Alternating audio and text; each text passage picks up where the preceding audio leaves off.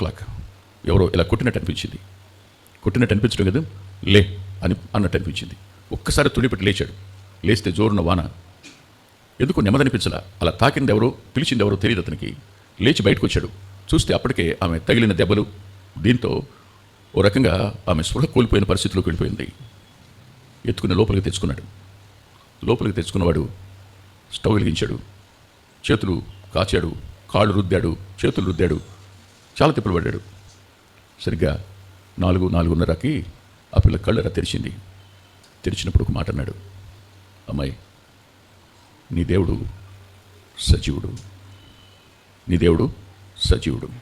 ఇన్నిసార్లు నేను కొట్టాను, నేను ఒక్కసారి కూడా నువ్వు ఎదురు తిరగలేదు. ఇన్నిసార్లు హింసించాను, నేను ఒక్కసారి కూడా నువ్వు దూషించలేదు. ఇన్నిసార్లు నేను నిన్ను బాధ పెట్టాను, ఒక్కసారి కూడా నువ్వు మా అమ్మా నాన్నలకు చెప్పలేదు, మీ అమ్మా నాన్నలకు చెప్పలేదు. నాకు సిగ్గనిపించింది. అంతేకాదు, రాత్రి ఎవరో నన్ను ఇలా కొట్టి లే అన్నట్టు అనిపించింది. నాకు ఒకసారిగా భయం అనిపించిందమ్మా, నీ దేవుడేనేమో. ఇలా జరిగిన సందర్భాలు ఉంటాయి.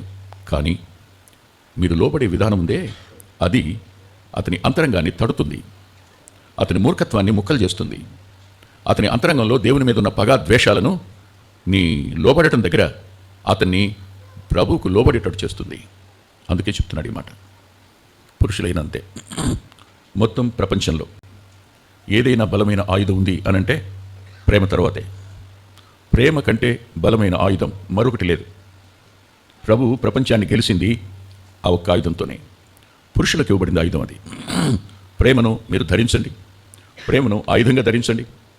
ఖచ్చితంగా జరిగేదేమిటి? ఎవరు ప్రేమను ఆయుధంగా ధరించగలుగుతారో వాళ్ళు అనేకులను గెలుచుకున్నవారు అవుతారు. అనుమానమేం లేదు. ప్రేమకు విరోధమైన నియమం ఇంకేమీ లేదు. భర్తలారా, మీ భార్యలను ప్రేమించండి అన్నప్పుడు పొరపాటు జరిగి